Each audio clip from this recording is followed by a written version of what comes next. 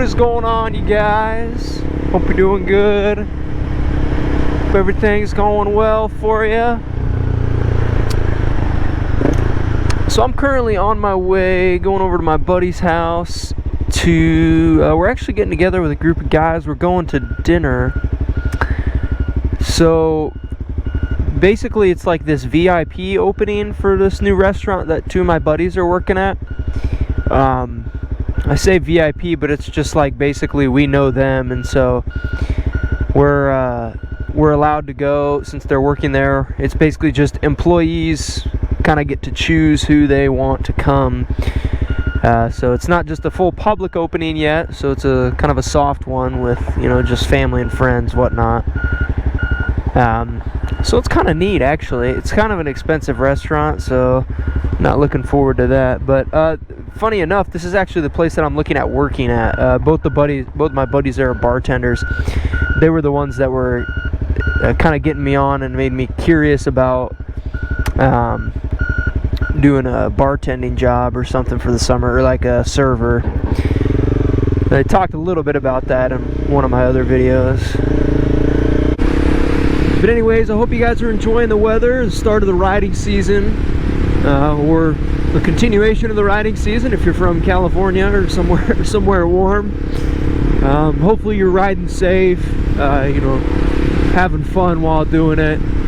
That's what motorcycling is all about. So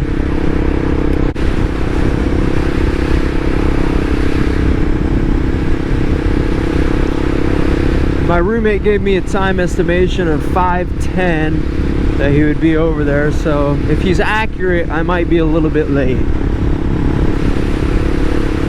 You know, skateboarding was something I always wanted to get into but never did.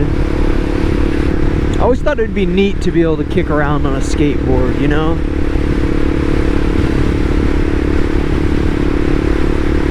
And like, so a lot of people up here in college do use it as transportation. I see a lot of people with those boosted boards and stuff. They'd be riding on the sidewalk pretty much as fast as I'm riding on the road. I'm like, dang, man, that must be nice. No gas either. I think if I could, I would like to get one of those electric scooters that actually go at decent speed. I think I'd like to get one of those and use it to ride to class.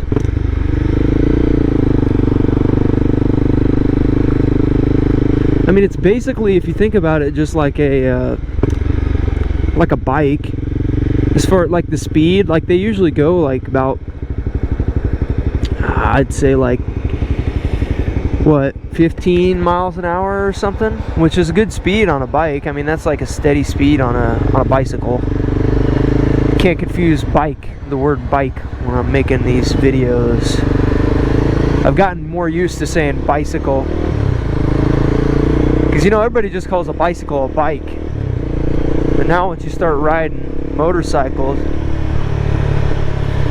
call motorcycles bikes. So now we're in this predicament.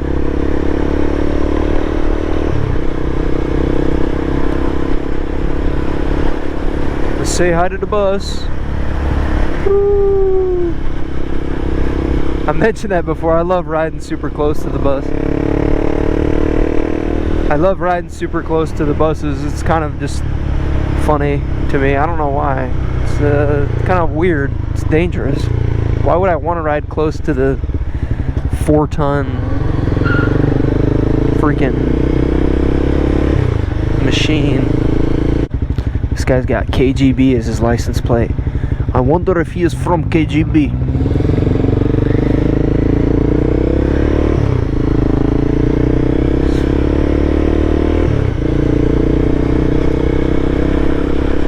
That little swerve there was just to get over a bump.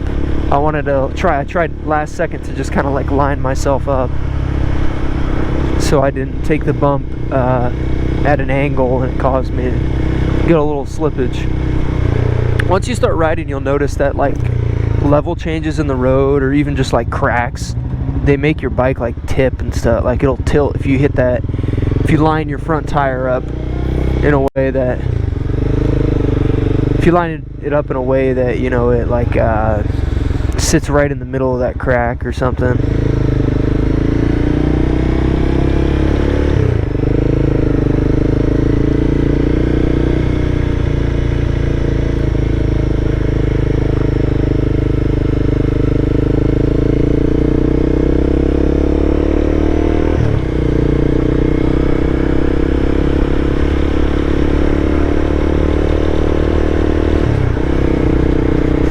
We just cruising around downtown, boy. Cruising. The only problem I have with going in neutral at stoplights, aside from the danger of someone rear-ending me, is that I forget to put it back into first gear. I notice when I go to like start driving again, or like I do, and it does, you know, it doesn't kick all the way down into gear, so it pops back up into neutral. And you know, surprisingly, that doesn't happen to me very often when I'm shifting from first to second. I thought that would be a big problem when I was learning the motorcycle, was going to be that kick from first to second causing me to go into neutral. I do it occasionally. I still do it occasionally, but it's a pretty uncommon thing for me now, I'd say. Only could think of it because I did it the other day.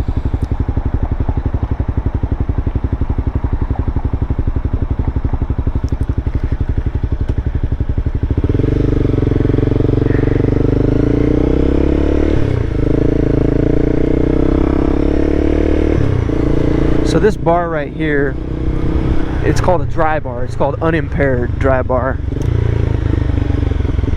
And it's like just a non-alcoholic bar, which is so weird to me. I've talked with my friends a little bit about it and like what they think. I don't know, it's just kind of weird. I don't know why anyone would actually want to go there.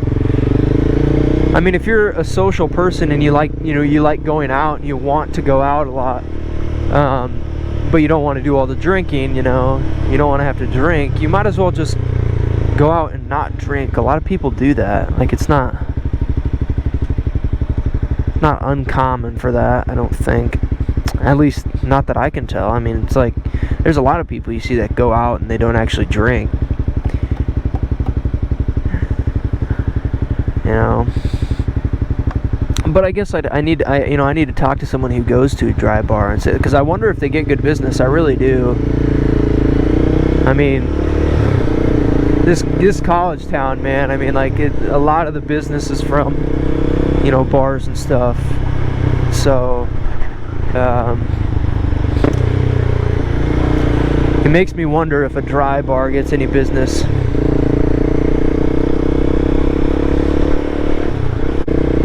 I tell you what, man, shout out to all the bicyclists though. There's so many people in this town that ride their bikes for like commuting. I mean, I can't tell you if they're actually commuting or not, but there's a lot of people that ride bikes here and they're committed to it. You know, I did a little bit of riding my bike to school, but I gave up after a little while because it was just so inconvenient.